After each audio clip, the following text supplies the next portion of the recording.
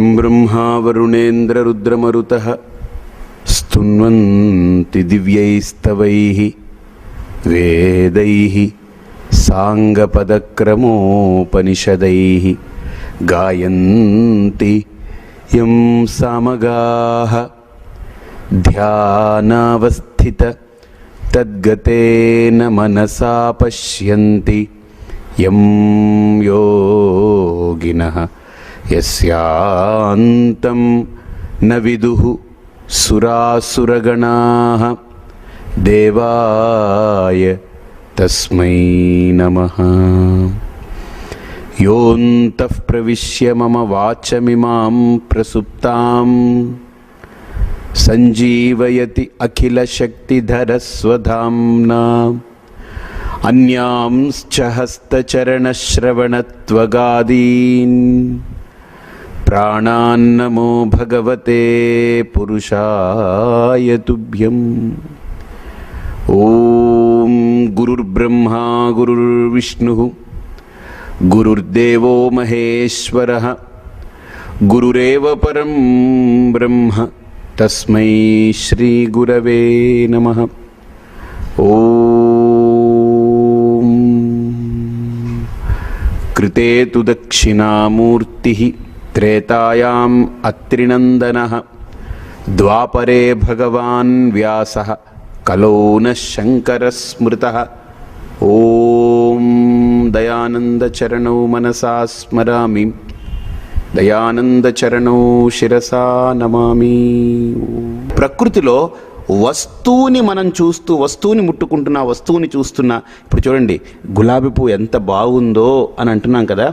మనం చేత్తో గులాబీ పువ్వును పట్టుకున్నాం, కళ్ళతో చూస్తున్నాం, వాసన కూడా పీల్చాం, అన్నీ చేశాం. కానీ నిజంగా అనుభూతి పొందే దగ్గర ఈ పువ్వు ఉండదు. ఫిజికల్గా ఉంటుంది ఈ పువ్వు. ఎక్కడ మనం అనుభూతి పొందుతున్నామో అక్కడ ఫిజికల్గా ఉంటుంది ఆ పువ్వు.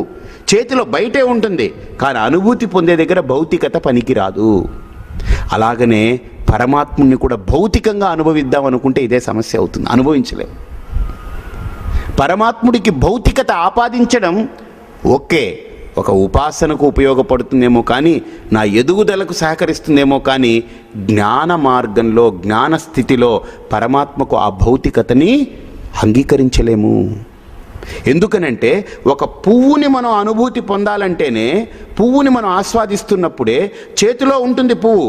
నేను అప్రిషియేట్ చేసే దగ్గర, నేను అనుభూతి పొందే దగ్గర, నేను ఆస్వాదించే దగ్గర, దీన్ని ఎక్కడైతే నేను అనుభూతి పొందుతున్నానో ఆ స్థాయిలో పువ్వు లేదు నాకు. ఈ పువ్వు ఇక్కడుంది తప్ప అక్కడ లేదు. అంటే నా అనుభవానికి భౌతికతకు చాలా దూరం ఉంది. కాబట్టి పరమాత్ముని కూడా భౌతికంగా అనుభవించాలనుకోవడం, భౌతికంగా చూడాలనుకోవడం, భౌతికంగా పొందాలనుకోవడం, అది కేవలం ఒక అల్పమైనటువంటి మంద మధ్యమ అధికార స్థాయికే. కానీ ఉత్తమ స్థితిలో ఉత్తమ అర్హత కలిగి ఉన్నటువంటి, అధికారిత్వం కలిగి ఉన్నటువంటి వ్యక్తికి పరమాత్ముని ఒక భౌతికంగా, ఒక ఔపాధికంగా దాని ఏదో పొందాలని అనుకోడు. ఈశావాస్యం ఇదం సర్వం వాసుదేవ సర్వమితి ఈశావాస్యమిదం సర్వం. చూడండి ఉపనిషత్తులు అక్కడ ఏమన్నారు? ఈశావాస్యమిదం సర్వం అన్నారు. భగవద్గీతలో ఆయన ఏమన్నాడు? వాసుదేవ సర్వమితి అన్నాడు. అంటే అక్కడ ఈశావాస్యమిదం సర్వం అన్నారు కాబట్టి ఈశ్వరుడు అంటే శివుడు అంతా ఉన్నాడని, ఇక్కడ వాసుదేవ సర్వం అన్నాడంటే ఇక్కడంతా కృష్ణుడు అంతా ఉన్నాడని. ఇది కాదు, మళ్ళీ అలా తీసుకోకూడదు. అక్కడ ఈశ శబ్దానికి పరమాత్మ అని అర్థం, వాసుదేవ శబ్దానికి కూడా పరమాత్మ అని అర్థం. వసు అంటే వసతీతి, వసు అంటే వసించేవాడు. ఎక్కడ? అంతటా వసించి అన్నిటినీ ప్రకాశించేవాడు. వాసుదేవ శబ్దానికి అర్థం ఏంటి? అంతటా దాగి ఉండి, అంతటా నిండి నిబిడీకృతమై అన్నింటినీ వెలుగొందించేవాడు, అన్నిటికీ ఆవాసమై ఉన్నవాడు వాసుదేవుడు. వాసుదేవ సర్వమితి స మహాత్మా సుదుర్లభ. ఇప్పుడు నేను పరమాత్ముని అంతటా చూడడానికి నాకు ఆ శక్తి లేదు. అన్నీ పరమాత్మమయమై ఉంది, పరమాత్ముడే తప్ప రెండవది లేదు అంటే బ్రహ్మ సత్యం అనేటువంటి ఆ సిద్ధాంతానికి నేను చేరుకునే అంత అధికారిత్వం నాలో లేదు, ఆ స్థితి నాకు లేదు. కాబట్టి ఇక్కడ విభూతి యోగంలో 10వ అధ్యాయంలో పరమాత్మ ఎందుకు 10వ అధ్యాయాన్ని ప్రారంభిస్తున్నారు అని అంటే, ఆ స్థాయిని పొందడానికి ప్రాథమికంగా ముందు పునాది వేస్తూ ఈ ప్రకృతిలో ఏది శ్రేష్టమైనటువంటి ఉన్నాయో వాటిని చూడు.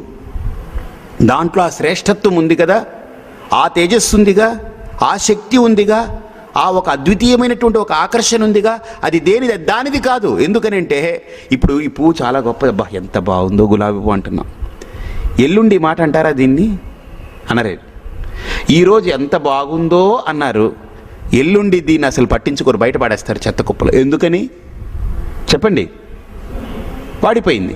గుర్తుపెట్టుకోండి, ఒక చిన్న మాట మీకు ఇప్పుడు ఒక అవగాహన మీకు కలిగిస్తాను. ఇదే ఎప్పుడు కూడా నేను ఒక మాట అంటాను, భగవంతుణ్ణి దర్శనం చేసుకున్నారా అని అంటే, అయ్య బాబా ఎంత బాగా దర్శనమైందో, అలా 5 నిమిషాలు అలా దర్శనం చేసుకున్నామంటారు. అంటే దర్శనం కళ్ళతోటి చేస్తాం, కానీ భగవంతుణ్ణి దర్శనం చేసుకోవడం కాదు కావాలి, భగవంతుడి పట్ల దార్శనికత కలిగి ఉండాలి. దర్శనం చేయడం వేరు, దార్శనికుడు అవ్వడం వేరు. దార్శనికుడు అంటే పరమాత్మ యొక్క తత్వాన్ని లోతుగా గుర్తించగలిగిన వాడు దార్శనికుడు. దర్శనం చేసుకోవడం అంటే ఇప్పుడు గోడను చూశాను, ఫ్యాన్ చూశాను, దాన్ని చూశాను, దీన్ని చూశాను, ఇలా వస్తువుల్ని చూసినట్టుగా భగవంతుని కూడా చూడడం దర్శనం చేసుకోవడం. కానీ దార్శనికత అంటే వాస్తవాన్ని గుర్తించడమే దార్శనికత. వస్తువుని చూడడం దర్శనం, వాస్తవాన్ని గుర్తించడం దార్శనికత. అర్థమైందే? ఇప్పుడు మీకు ఒక దార్శనికత, ఒక అవగాహన చూడండి. ఈ పువ్వు ఎంత బాగుందో అన్నా, మళ్ళీ ఎంత బాగుందో అన్న మనమే ఎల్లుండి ఈ పువ్వుని తీసుకెళ్ళి చెత్త కుప్పలో పడేస్తాం. ఎందుకు పడేస్తున్నా? ఎంత బాగుందో అన్నదాన్ని ఎందుకు పడేస్తున్నా చెప్పండి? వాడిపోయింది. అంటే బాగుంది అన్న అంశం ఏదైతే ఉందో, దేన్ని చూసి బాగుంది అన్నానో ఆ ఆకర్షణ, ఆ ఆస్వాదన ఇప్పుడు లేదు. అంటే ఇప్పుడు లేదంటే అది దాంది కాదు. ఒకప్పుడు ఉండి ఇంకొకప్పుడు లేకపోవడం అంటే అది దాంది కాదు. అర్థమైందే? ఇప్పుడు మన ఇంట్లో కరెంటు వైర్లన్నీ పెట్టుకున్నాం కాబట్టి కరెంటు కట్ వచ్చింది అనుకోండి, ఎందుకండి నా ఇంట్లో కరెంట్ అండి, కరెంటు కట్ కాకూడదండి అని అంటామా? వైర్లు వేసుకున్నంత మాత్రాన కరెంటు నీది కాదు, ఎవరిది? గవర్నమెంట్ వాళ్ళది. వాళ్ళు ఇస్తే నీకు వస్తుంది, వాళ్ళు తీసేస్తే నువ్వు ఎన్ని వైర్లు, ఎంత పటిష్టమైన వైర్లు వేసుకున్న కరెంటు వస్తుందా? లేదు. కరెంటు వైర్లు నువ్వు వేసుకున్నామేమో కానీ కరెంటు నీది కాదు. అలాగనే ఈ ప్రకృతిలో ఇది ఒక పదార్థం, కానీ దీంట్లో ఆకర్షణ, దీంట్లో ఆనందము, దీన్ని ఆస్వాదించగలిగేటువంటి శక్తి, రూపము, సౌందర్యము, దీంట్లో గుణము, ఇవన్నీ దీనిది కాదు. ఇది పరమాత్మది, ఇది ఇవ్వబడ్డది. ఇది వాడిపోతుంది ఒకప్పుడు, అది పోతే ఇది వాడిపోతుంది. ఇది వాడిపోతే ఎవడం పట్టించుకోం, తీసుకెళ్ళి చెత్త కుప్పలో ఎక్కిస్తాం. అబ్బా పరిపూర్ణానంద ఎంత బాగా చెప్తారో, ఎంత ఇదో అంత. ఎప్పటి వరకు? వాడిపోకుండా ఉన్నంత వరకు. వాడిపోతే ఎన్ని రోజులు పెట్టుకుంటాం? ఒక పూట, 2 పూటలు. తర్వాత అందరూ వచ్చారండి, చూడవలసిన వాళ్ళు అందరూ వచ్చారండి బాబు, ఏదో చేసేద్దాం. ఎందుకని ఇంకా అయిపోయింది. అదే దీనిదైతే పోదు ఎప్పటికీ. దీనిది కాదు. అది దేనిదై ఉండాలి? పరమాత్మది. అర్థమైందే? అందుకనే ఇక్కడ శ్రీకృష్ణ పరమాత్మ చాలా అద్భుతంగా 10వ అధ్యాయంలో విభూతి యోగము అని మొదలుపెట్టారు. ఆయన ఏం పేరుది? విభూతి యోగం. ఎంత అద్భుతమైన పేరో. అసలు ఆ విభూతి యోగాన్ని గుర్తించగలగాలి. అందుకనే ఇక్కడ మనం పదార్థాన్ని చూసి పదార్థం వరకు ఆగిపోకుండా దాంట్లో సౌందర్యము, దాంట్లో ఆకర్షణ, దాంట్లో ఒక శక్తి, దాంట్లో ఒక తేజస్సు, దీనన్నిటినీ కూడా మనం అప్రిషియేట్ చేస్తాం, ఆస్వాదిస్తున్నాం. అంటే బాగా ఆలోచించండి, ఇదే సాధన అంటే. ఇప్పుడు ఈ వస్తువుని పట్టుకొని దీంట్లో ఉండే ఇన్ని గుణాలను ఆస్వాదిస్తున్నాం. ఇప్పుడు వస్తువు లేకుండా కూడా ఆస్వాదించగలిగే స్థాయికి రావాలి. ఈ వస్తువు నిమిత్తం వస్తువు లేకుండా కూడా ఆస్వాదించగలిగే స్థితికి రావాలి. అది ఎప్పుడు వస్తాం మనం? అది వస్తువు మీద ఆధారపడి ఉంటే రాలేం. వాస్తవాన్ని గుర్తించినప్పుడే వస్తాం. అర్థమైందా? వస్తువు మీద ఆధారపడినంత వరకు రాలేం ఆ స్థాయికి. వాస్తవాన్ని గుర్తించడం మొదలు పెడితేనే వస్తువు తప్పుకున్న వాస్తవంతో అలా బ్రతుకుతాం మనం. వాస్తవికతతో ఆ వాస్తవాన్ని ఆస్వాదిస్తూ ఉంటాం మనం. కాబట్టి ఇక్కడ శ్రీకృష్ణ పరమాత్మ 10వ అధ్యాయాన్ని ఎందుకు ప్రారంభిస్తున్నారు అని అంటే, వస్తుతత్వం నుండి వాస్తవికతకు నడిపించడం కోసం 10వ అధ్యాయం ప్రారంభించారు. అర్థమైందే? అయితే ఈ 10వ అధ్యాయము భగవద్గీత ఇవన్నీ కూడా మనం ఆలోచిస్తే ఒక అద్భుతమైనటువంటి ఒక కోణం ఇది. అసలు ప్రధానంగా భగవద్గీత 18 అధ్యాయాలని చెప్పుకున్నాం. ఈ 18 అధ్యాయాల్లో మనం చూస్తే 1 నుండి 9వ అధ్యాయం దాకా అసలు ఇంచుమించు భగవద్గీత అయిపోయింది. సంఖ్య కూడా 9 దాకే, 10 అనేది లేదు, ఇంకా 9 వరకే సంఖ్య. 1 2 3 4 5 6 7 8 9, 10 అనేది లేదు. 10 అంటే ఏంటంటే మళ్ళీ 1 పక్కన 0, 11 అంటే మళ్ళీ 1 పక్కన ఇంకొకటి. అంతే. సంఖ్యాపరంగా చూసినా కూడా 9 వరకే, 0 నుండి 9 వరకే అంకెలు. 9 తర్వాత అంకెలు లేవు. మళ్ళీ అంతా రిపిటేషన్ అవుతూ ఉంటుంది. 1 పక్కన 1, 1 పక్కన 2, 1 పక్కన 3, మళ్ళీ 2, 2 పక్కన 1, 2 పక్కన 2, ఇంకంతా రిపిటేషనే. రిపీట్ కానటువంటిదంతా డిజిట్స్ ఎక్కడ 0 నుండి 9 దాకా రిపీట్ అవ్వదు. 9 తర్వాత అన్నీ రిపీటే. 9 తర్వాత మళ్ళీ 9 రిపీట్ అవుతూ ఉంటుంది. 1 పక్కన 1, 1 పక్కన 2, 1 పక్కన 3, 1 పక్కన 4, 1 పక్కన 5, ఇదంతా 1. ఇదొక దశకం. ఇలా వస్తుంది. కాబట్టి ఇక్కడ భగవద్గీత కూడా మనం చూస్తే 9 అధ్యాయాల వరకు భగవద్గీత ఆల్మోస్ట్ పూర్తయిపోయినట్టే. అందులో 9వ అధ్యాయం ఏంటి? రాజవిద్య రాజగుహ్య యోగం. ఇంకంతే, రాజవిద్య రాజగుహ్యం చెప్పేశాడు ఆయన. ఇంక మళ్ళీ ఎందుకు మొదలు పెట్టాలి 10వ అధ్యాయం? ఒక చిన్న విషయం చెప్తాం. 9 అధ్యాయాలతో భగవద్గీత ఒక పార్ట్, ఇంకొక 9 అధ్యాయాలతో ఇంకొక పార్ట్, అంటే మొత్తం ఇన్ని వెరసి 18 అధ్యాయాలు. దాంట్లో మొట్టమొదటి అధ్యాయం మీరు చూస్తే అర్జున విషాద యోగం అని పేరు. అర్జున విషాద, ఎంత అందంగా పెట్టారో భగవద్గీతను చూడండి, మీకు చూపిస్తాను ఇప్పుడు. మొదటి అధ్యాయంలో అర్జునుడు ఏడిచాడు. ఎందుకనంటే నా వాళ్ళు వీళ్ళేమైపోతారు వాళ్ళేమైపోతారని. కానీ అదే 10వ అధ్యాయంలో పరమాత్మ మాట్లాడుతూ, మొదటి అధ్యాయంలో అర్జునుడు ఏడిచాడు, 10వ అధ్యాయంలో పరమాత్మ చూపించాడు. ఏంటనంటే పాండవానాం ధనంజయ. నువ్వు నాదంటున్నావురా, నీది కాదు నాది. భీష్ముడు నేను, వ్యాసుడు నేను, కృష్ణుడు నేను. పాండవానాం ధనంజయ, వృష్ణీనాం వాసుదేవోస్మి. వాసుదేవుణ్ణి నేనే, వ్యాసుణ్ణి నేనే, భీష్ముణ్ణి నేనే. ద్యూతం చలయతామస్మి, తేజస్వినామహం, బలం బలవతాం చాహం. నేనే నాది ఇది నాది అన్నాడు. అర్జున విషాదయోగంలో నాది అనుకుని ఏడ్చాడు. ఇక్కడ పరమాత్మ 10వ అధ్యాయంలో నాది అని తన యొక్క విరాట్ రూపాన్ని చూపించాడు. ఎంత తేడా ఉంది చూడండి. అనుకున్నప్పుడు ఏడుపుకు కారణమైంది, కానీ ఇక్కడ పరమాత్మ నాది అన్నాడు, కానీ ఏడవలేదు. నాది అని ఈశ్వర భావంతో ప్రకటించాడు. అక్కడ జీవభావంతో నాది అన్నప్పుడు ఏడుపు తప్పదు. ఈశ్వర భావంతో నాది అనుకున్న వాడికి ఆనందమే. ఎంత తేడా ఉంది చూడండి. అర్జునుడు నాది అన్నాడు, ఇక్కడ పరమాత్మ నాది అన్నాడు. అర్జునుడన్న నాదికి అనాది లేకుండా పోయింది. అది ఏ నాదం లేకుండా ఏడుస్తూ గడిపాడు. అందుకని అర్జున విషాద యోగం. ఇక్కడ పరమాత్మ నాది అన్నప్పుడు దీనికి విభూతి యోగం అని వచ్చింది. ఈయనంటే గ్లోరీ, ఆయనంటే మిజరీ. అర్జునుడు నాది అంటే ఏడుపు, కానీ పరమాత్మ నాది అనగానే గ్లోరీ, ఒక విభూతి అయింది. ఎంత తేడా ఉంది చూడండి. 1వ అధ్యాయం, ఇక్కడ 10వ అధ్యాయం. 1 10 అంటే ఒకటే కదా, 1 అనే సంఖ్య అక్కడ 1. ఇక్కడ 10 అంటే ఏంటి? 9 తర్వాత మొట్టమొదటి పుట్టింది. అక్కడ 0 తర్వాత మొట్టమొదటి అంకె, ఇక్కడ 9 తర్వాత మొట్టమొదటి అంకె 10. అంతేనా కాదా? సో 10లో పరమాత్మ నాది అన్నాడు, 1లో అర్జునుడు నాది అన్నాడు. అక్కడ నాది అన్న అర్జునుడికి ఏడుపు, ఇక్కడ నాది అన్న పరమాత్మది విభూతి అయింది. అక్కడ విషాదం, ఇక్కడ విభూతి. ఎంత పేర్లు కూడా ఎలా కోయిన్సైడ్ అయింది. అర్జున శబ్దం తీసేయండి, విషాద యోగం. ఇదేమిటి? విభూతి యోగం. అంటే నేను కూడా నాది అన్నప్పుడు జీవభావంతో, అజ్ఞానంతో, మూఢత్వంతో, మూర్ఖత్వంతో పరిధి గీసుకుని నాది అంటే ఏడుపు తప్పదు. వైరాగ్య భావనతో, సర్వాత్మ భావనతో నాది అంటే ఆనందమే. ఎంత తేడా చూపించాడు చూడండి. మొట్టమొదటి అధ్యాయానికి 10వ అధ్యాయానికి ఎంత ఒక క్లారిటీ కదా, అర్థమవుతుందా? నాది అని జీవభావంతో అంటే సంకుచిత మనస్తత్వంతో పరిధి గీసి ఇది నాది అని ఆ పరిధితో, దాని పట్ల వ్యామోహంతో, మమకారంతో కూర్చుని నాది అన్నవాడు ఏడుపు తప్పదు, వాడు ఏడవాలి. సర్వాత్మ భావనతో నాది అన్నవాడికి ప్రతిదీ తానైపోతుంది, తనదైపోతుంది. అంతేనా కదా? ప్రతిదీ తనదైపోతుంది. సర్వాత్మ భావన. సర్వాత్మత్వమితి స్ఫుటీకృతమిదం యస్మాదముష్మిన్స్తవే తేనాస్య శ్రవణాత్ తదర్థమననాత్ ధ్యానాచ్చ సంకీర్తనాత్ అంటారు దక్షిణామూర్తి స్తోత్రంలో కూడా.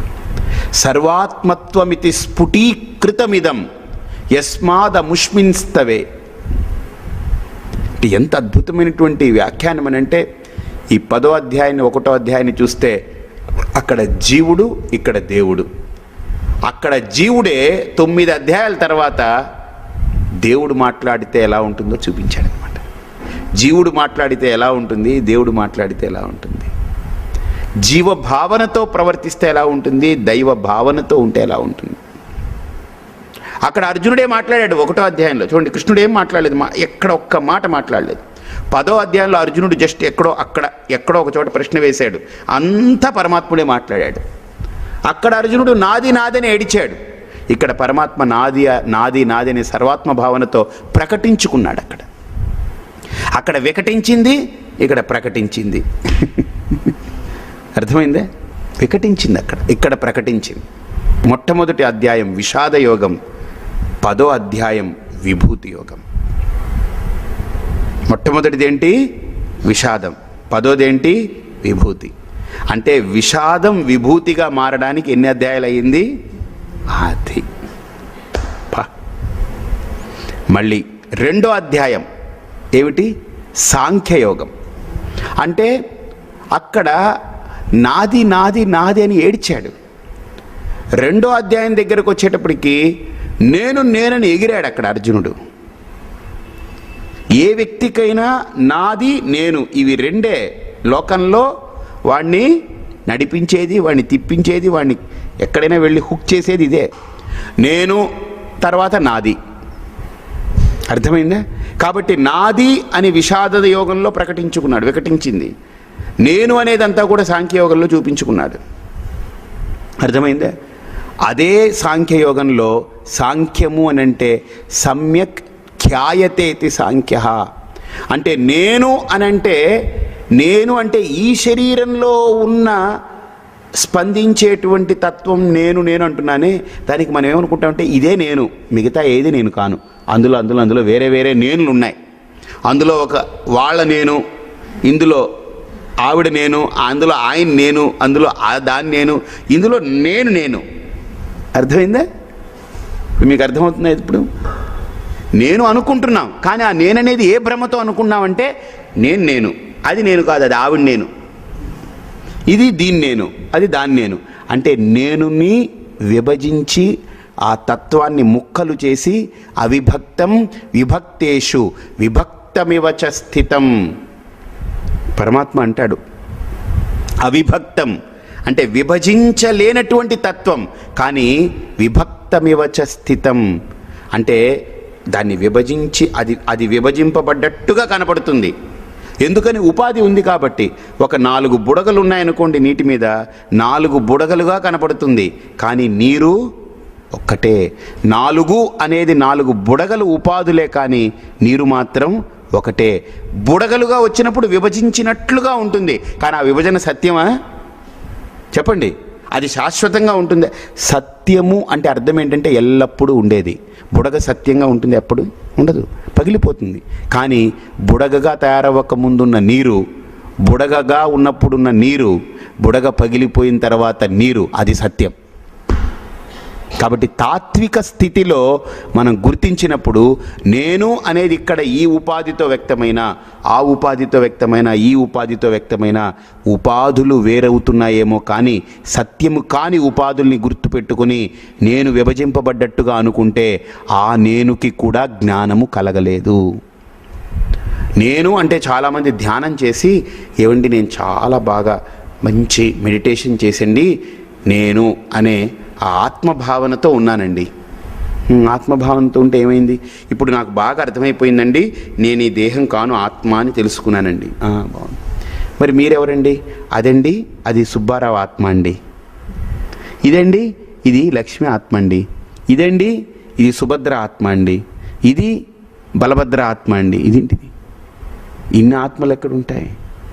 అంటే వీడికి ఏంటనంటే ఒకటి అర్థమైంది ఏంటంటే, కొంతవరకే అర్థమైంది ఏంటనంటే నేను దేహం కాను, నేనేదో ఒకటి వేరే, అంతవరకే అర్థమైంది. కానీ నేనయ్యున్నది అర్థం కాలేదు ఇంకా. ఇంతవరకు దేహమే నేను అనుకున్నవాడు ఇప్పుడు దేహాన్ని దాటాడు, కానీ నేననేది ఏమిటో వాడికి అర్థం కాలేదు. అర్థం కాకపోవడం వల్లనే ఇందులో నేను ఒకడు ఉన్నాను, అందులో ఒక నేనుంది, అందులో ఒక నేనుంది, కానీ అందరూ నేనంటున్నా ఎవడి నేను వాడిదే. మళ్ళీ అంతా నేను ఒకటి కాదు, ఎవడి నేను వాడిది. ఇప్పుడు ఇంట్లో పాయసం చేశారు, ఒక 5 లీటర్ల పాలు, కొంత బియ్యం అంతా వేసి, నెయ్యి వేసి అంతా వేసి ఒక పెద్ద గిన్నెలో పెట్టారు. గ్లాసులో పోసి పంక్తిలో వడ్డించారనుకోండి ఒక 20 మందికి, ఎవడి పాయసం వాడిదేనా కాదా? చెప్పండి.